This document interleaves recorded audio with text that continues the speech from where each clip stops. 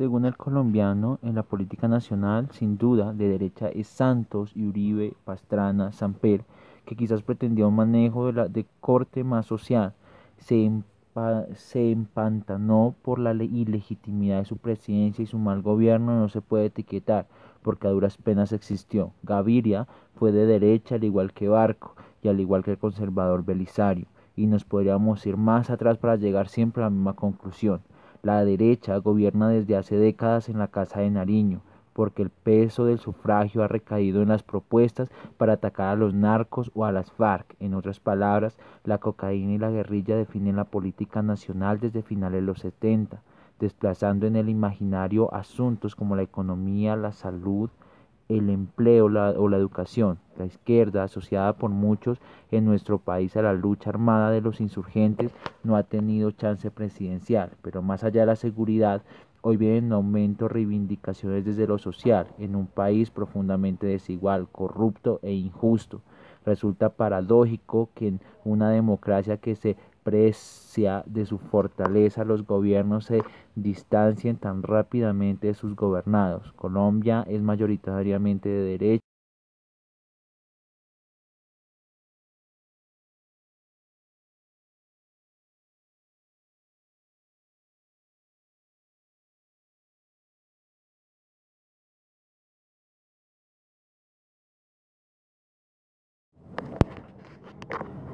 6 años después que Álvaro Uribe salió por la puerta principal de la Casa de Nariño, aclamado como Salvador de la República, gracias a una poderosa estrategia de mercadeo político y al gasto militar más grande de la historia, un buen número de colombianos, aunque cada vez menor, entre ellos inocentes trabajadores, creen que él y su corte siguen siendo los únicos que puedan rescatar a Colombia de la conspiración comunista que, según ellos, encabeza el propio presidente Santo, aliado de los castrochavistas de las FARC. La memoria no nos debe fallar. Uribe, como senador liberal en los años 90, como presidente y ahora como jefe de la derecha extrema, nos ha hecho un enorme daño a los trabajadores colombianos. El 5 de agosto de 2002 entré a trabajar a Ecopetrol, casi al mismo tiempo que el expresidente comenzaba su ciclo en la Casa de Nariño.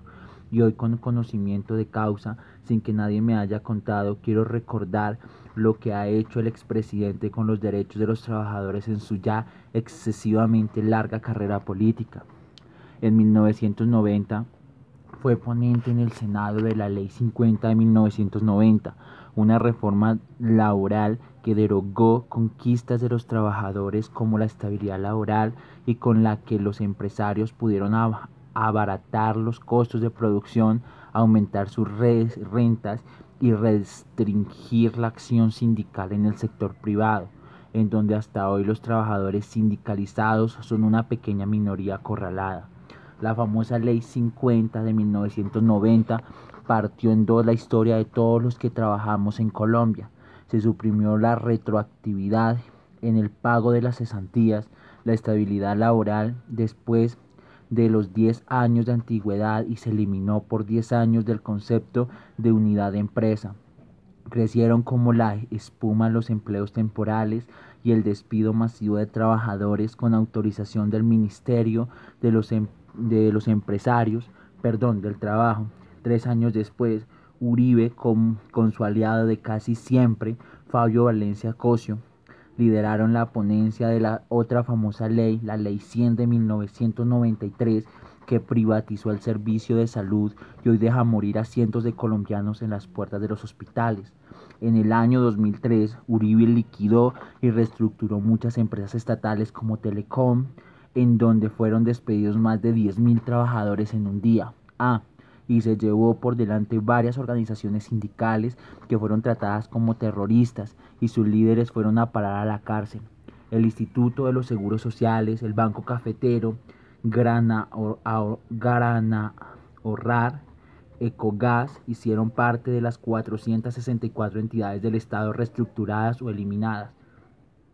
Desmanteló el Estado colombiano, ya bien insuficiente para entregarlo a empresarios privados, casi todos extranjeros, que no lo han hecho mejor. A Ecopetrol la escindió en tres partes mediante el decreto 1760 de 2003 y posesionó a Isaac Yanovich como presidente con el único fin de destruir la Unión Sindical Obrera, USO, y masificar la tercerización laboral. En diciembre de 2003 expidió el decreto 3164 de ese año para abaratar salarios de trabajadores tercerizados y logró que un tribunal de arbitramiento obligatorio modificara la Convención Colectiva de Trabajo USO Ecopetrol para quitarle derechos a los trabajadores directos. No pudo acabar con el sindicato, pero se la jugó toda en el intento. El Día de los Trabajadores se extiende hasta las 10 de la noche sin recargo alguno. El pago por trabajo dominical es insignificante y los despidos son mucho más baratos.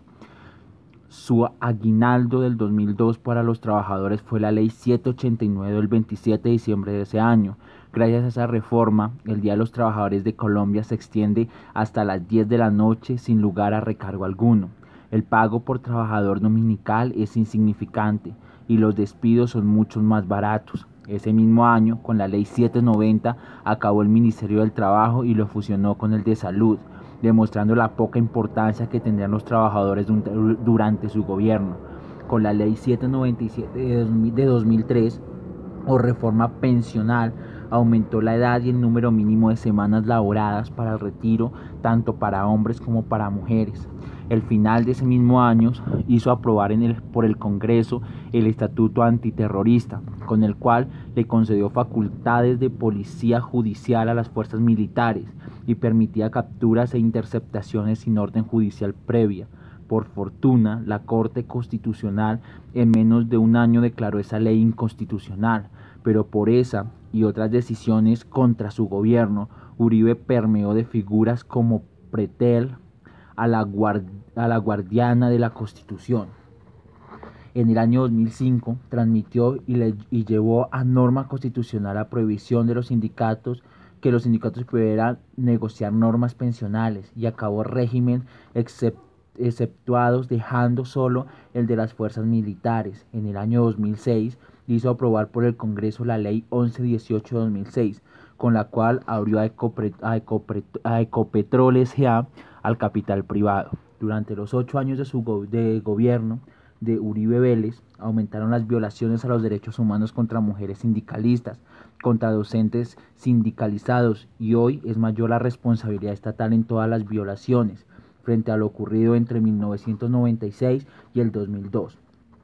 Recordemos el episodio del DAS y sus alianzas con grupos paramilitares, que también sirvió para perseguir sindicalistas. En sus dos gobiernos, Uribe Vélez favoreció la violencia antisindical a través de un discurso sistemático de señalamiento a los sindicatos como organizaciones subversivas o arruina empresas. En los involucrables y en los inolvidables consejos comunitarios, el gobierno decidió no cumplir la recomendación de la Comisión de Normas del 2009, quien lo instó a dar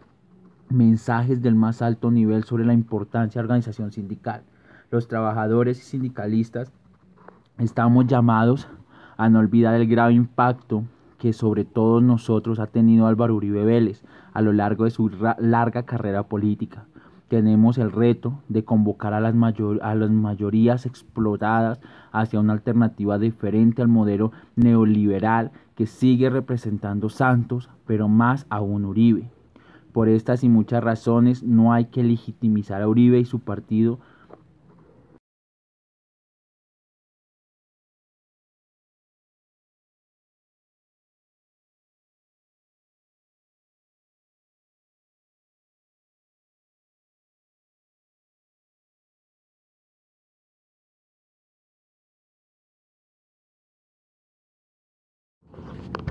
La reforma en el ámbito de salud bajo la aplicación de la Ley 100 de 1993, amparada y pues presentada en su momento por Álvaro Uribe Vélez, fue una de las quizás más importantes en el ámbito de salud y ha tenido implicaciones muy grandes en lo referente a lo que tiene que ver con morbilidad y mortalidad de la población. y por su conexión directa con el derecho a la vida, cuya esencia consistió en la creación de un mercado de servicios de salud, basados en el aseguramiento, en el abierto desconocimiento de los principios de universalidad, solidaridad, integridad, que están incluidos en la misma ley, pero que no se aplican en lo más mínimo en todo el proceso y en todo, digámoslo así, la reglamentación de la misma. Se le otorga a una empresa secundaria, a un intermediario que es la EPS o ARS, que haga las veces, digamos, de contratista y pague los servicios de las personas, y en el caso de los empleados, que hagan un aporte directo a la salud, con lo que las EPS o ARS contratan los servicios de las IPS o empresas sociales del Estado, que fueron las transformaciones de los hospitales públicos, que desde ese momento debieron empezar a ser autosuficientes financieramente, cobrando por los servicios. Los que más vieron el golpe de este aspecto fue la población obrera, y de una u otra manera también la población más pobre del país, debido a que el acceso a los servicios estaba condicionada a la autorización de una EPS. Los múltiples errores que tuvo esta ley ha hecho y hizo que se presentaran más de 15 proyectos de ley para reformar ese sistema general de seguridad social en la salud, pero a la larga nuevamente se hizo todo el proceso en cuanto a los proyectos de ley, y después de haber hecho algunas modificaciones se descubrió que no fueron acordes a las necesidades directas del pueblo, sino se movieron más en torno a las necesidades de las IPS o IEPS. Entonces los problemas más grandes de fondo, que era la atención prioritaria, que era el acceso a los servicios de salud de una manera más efectiva y más rápida, siguieron siendo un problema que hoy por hoy siguen estando en la situación del sistema de salud. De una u otra manera, esa ley 100 propuesta por Álvaro Uribe Vélez fue el detonante de que nuestra salud en Colombia esté como está en este momento, en una crisis hospitalaria demasiado grande, donde en realidad el Estado no invierte en hospitales porque les dio la autofinanciación, pero de igual manera deben entender que los recursos que ingresan son insuficientes para la mano de obra, que en los hospitales también sigue siendo, al igual que en todo el resto de gremios, insuficiente para cubrir en realidad el profesionalismo de cada uno de los médicos, enfermeras, especialistas que están en las instituciones. Entonces el sistema en realidad de salud sigue siendo un problema demasiado grande para nosotros los colombianos, y fue Álvaro Uribe Vélez el que inició esta cadena de sucesos lamentables que nos tienen hoy por hoy en una situación lamentable en el ámbito de seguridad social y de salud de nosotros los colombianos, poniendo en riesgo directo nuestro derecho fundamental y constitucional, que es el derecho a la vida.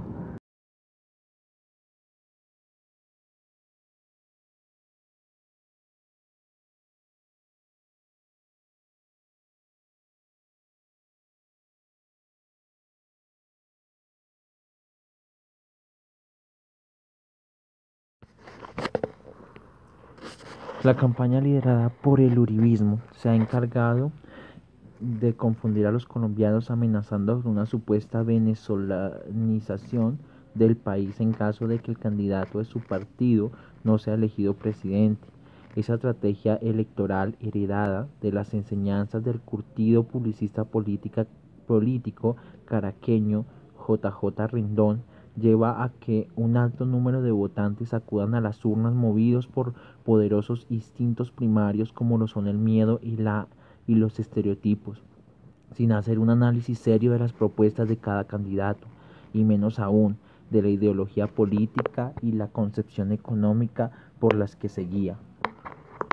Esta situación ha llevado a que muchos simpatizantes del Centro Democrático no dimensionen el riesgo que se cierne sobre Colombia en caso de que Duque llegue a ser elegido y cumpla con sus propuestas de campaña. Por ello, pasan inadvertidas propuestas altamente populistas, como las realizadas el 22 de febrero en la ciudad de Tunja, donde el candidato de Uribe aseguró que de llegar a la presidencia no solo bajaría los impuestos a los empresarios, sino que también eximiría los tributos a la renta por 10 años a los poseedores de grandes extensiones de tierras, a lo que se sumaría una semana sin recaudar el IVA durante cada año de su administración. Esas ofertas populistas no solo reflejan un desconocimiento profundo de la situación fiscal y financiera del país, sino que también la falta de asesoría en temas económicos a una campaña donde sus principales candidatos son abogados y exmilitares. De materializarse las propuestas, el hueco fiscal que se generaría en Colombia sería enorme, peor el que se produjo cuando los aranceles que entraban por concepto de importaciones y exportaciones desaparecieron por los tratados de libre comercio y obligaron al país a cubrir ese déficit con un aumento del IVA del 16 al 19%. La forma de llenar ese pasivo en las finanzas del Estado para el presidente Iván Duque solo serían dos: emitir dinero o endeudar al país. El camino de la emisión parece ser la vía que propone el uribismo, lo cual no le quedaría difícil, a pesar de la autonomía del Banco de la República, toda vez que la junta directiva de esa institución pública es cercana a dicha colectividad. No obstante, esa situación llevaría a un aumento de la masa circulante, cantidad de billetes a disposición del público, sin un respaldo real en la economía, generándose así una inflación rampante que arruinaría en menos de nada a la clase media. En el fondo, una mayor dependencia del petróleo y de la minería, sin que haya un sector productivo sólido para afrontar la situación. El segundo camino consiste en llenar el hueco fiscal generado por el populismo tributario del uribismo a partir del endeudamiento del país. Esta vía parece menos realista, todas veces que difícilmente la banca internacional va a conceder créditos a un Estado que ya está de por sí sobreendeudado. Si éste tiene unas finanzas públicas que responden más a intereses electoreros que a las necesidades de su población. Aún así, esta no sería una solución a largo plazo, ya que los intereses de la deuda llevarían a que inversiones en salud, educación, infraestructura, etc. fueran imposibles o se vieran seriamente afectados. Sumado a lo anterior, la carencia de propuestas por parte de Duque y de otros candidatos tendientes a diversificar la economía y romper la dependencia del carbón y del petróleo, también colocan al país al borde de una catástrofe peor que a la de Venezuela madurista, ya que en el caso colombiano no solo se ha destruido a un ritmo vertiginoso la producción agrícola, cebada, trigo, garbanzo, maíz, algodón, entre otras cosas, al punto de hoy importar el 87% de alimentos, sino que también la política internacional de tratados de libre comercio ha llevado a que en el país se arruine al mediano y pequeño empresario del sector industrial, por lo que urgen propuestas que reactiven la economía y diversifiquen la producción. Por último, el uribismo tiene que ser consciente que los subsidios, si bien sirven para ganar unos boticos de más, no son una solución duradera para la población, ya que tienen un costo alto para las finanzas del Estado, en tanto que generan un bajo beneficio social. En ese sentido, Iván Duque debería replantear sus propuestas tendientes a fortalecer programas como Jóvenes en Acción y Familias en Acción, ya que esto es oneroso para las finanzas públicas y no genera un impacto como el que produciría una universidad gratuita o un sistema de pensiones bajo el modelo de la prima media obligatoria, con cobertura universal y financiación tripartita, empleador, trabajador y tributos, y obligatoria. Contrario a lo que el uribismo plantea, la educación pública gratuita, el sistema universal de pensiones y la salud sin la intermediación de las EPS no es populismo, sino que es una expresión propia del Estado social de derecho